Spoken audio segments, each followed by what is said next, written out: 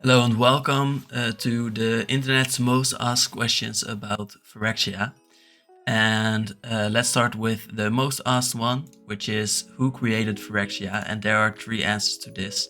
One is that we don't know, because the planet of first Phyrexia was created by an unknown planeswalker still. Then we have Rebecca, who made the first Phyrexian city, but it wasn't yet a Phyrexian city, it was just an infirmary at that point.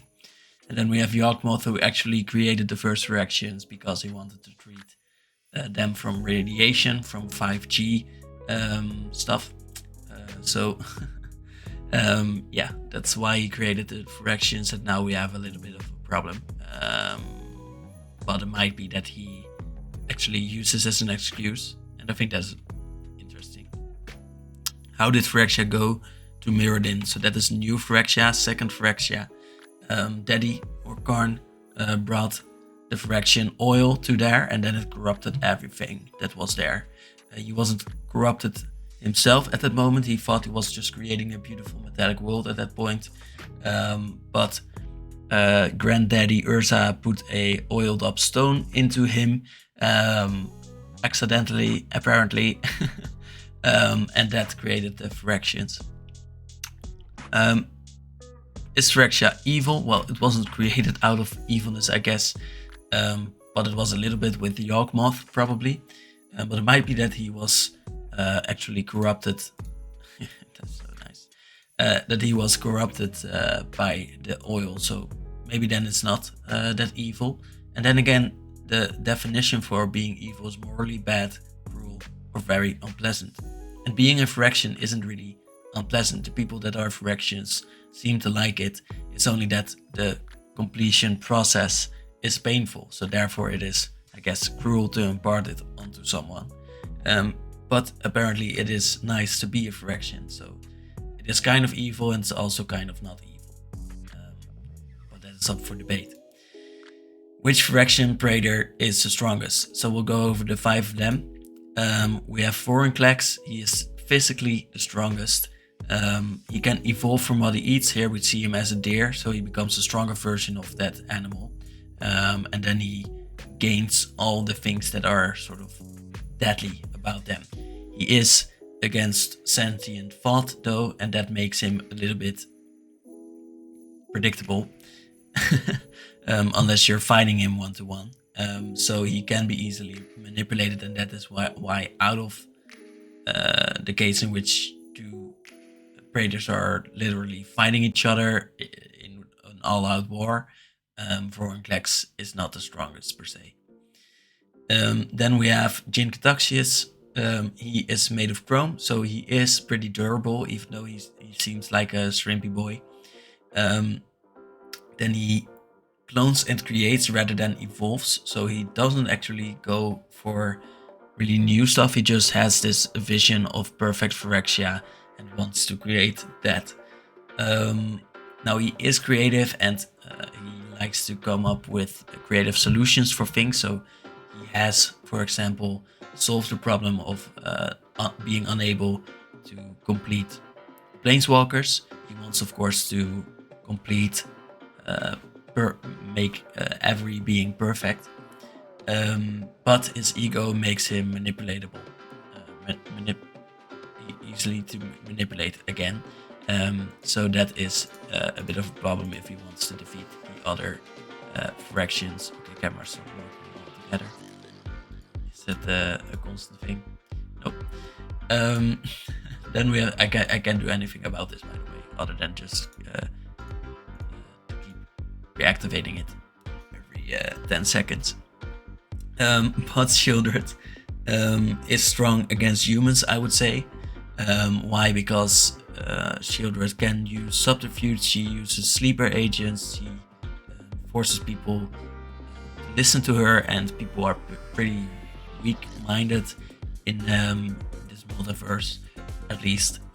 And she can resurrect strong beings, humans, other things. She can also attach her body to that of any machine, it seems, like a dragon engine, so she is physically strong as well. So I would say she is the strongest against humans, but she does fail against other praetors because her faction isn't as tightly knit as towards the other ones. They fight in between each other, and that is something that the other praetors can use to defeat Shieldred and their armies at least, because they will turn against her if that option is the better way to go. They are forced to work for her, so she doesn't really have their loyalty. Then we have Urbrask. Urbrask's strength is that he is a free thinker. He will always be free, so it won't be manipulated at all. The only thing that is logical about him, I guess, is that he will always be against the other praetors. So he will keep fighting them until he is defeated himself. But they see him as an integral part of their society anyways. Even though they might hate him at many times. But yeah, he is sort of the way to defeat Elisnor, because she will not want to defeat Urbrask, but he will want to stop her efforts to create order. But coming to her, Elisnor is, I think, the strongest in the way that she has the most resources right now. She's often leading the Phyrexians because she is insistently looking for that sense of order, and when the only weakness here is that when that is broken, like when Asha gave her a nightmare about Flash in her own palace, that really broke her almost, and that has turned her into a fit, and now she wants to defeat Elspeth. So she is easily taunted in that way when you sort of break her world. But she's really good at keeping that world together, so that is why at this moment, while her world is together a little bit, she is still the strongest. Can completion be reversed? And there is some evidence as to why that is possible. For example, sparks used to stop the completion process, and even could negate it, so that is probably a way that they will use to heal their favorite planeswalkers again. And Squee has actually survived completion as well. He was completed at one moment in his story. Then he got turned back by his own immortality, which was personified in a sort of robot floating thing. And now he is normal again, but he is mortal. Plus, I think that Wizards will lose too much brand power if they let these planeswalkers go. The thing is, I don't really think they lose them. So I think that will be a problem if they will release them back and return them to being non-completed.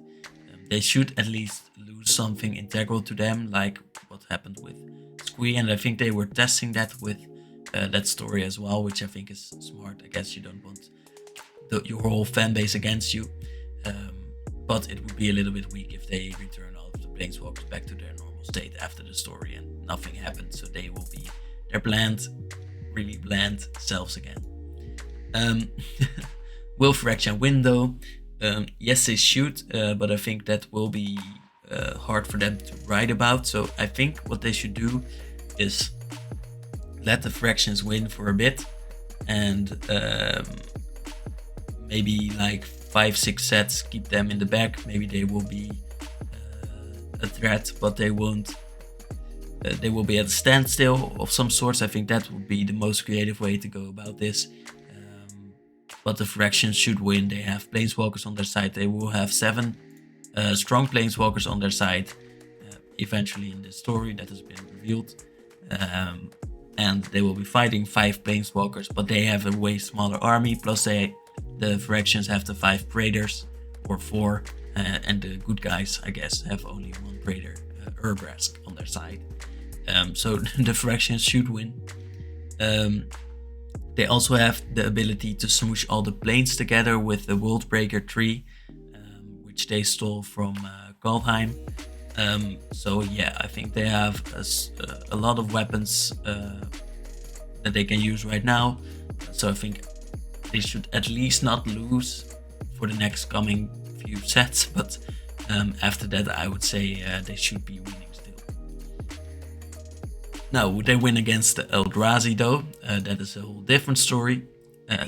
Whether they even have a chance depends on whether they can complete the Eldrazi. If they manage to do that, I think they have a fighting chance. If they don't, I think they immediately lose. But both sides have this turning ability, so if they even turn one of the Eldrazi, then the other two Eldrazi still have the ability to create more Eldrazi spawn, or to turn the Phyrexians into new Eldrazi's, which would be just as strong, I guess, but well, they only have 3 Titans, I guess. But there have been Planeswalkers who have bested Emrakul's Mind abilities before, but I don't think, for example, Alice Norn can really protect herself against the mind breaking of Kozilek, and all 3 of these Titans have such breaking power that I don't think that they will be able to stop them from trampling all of their armies and worlds. So that was it. Thank you for watching, and have a nice day.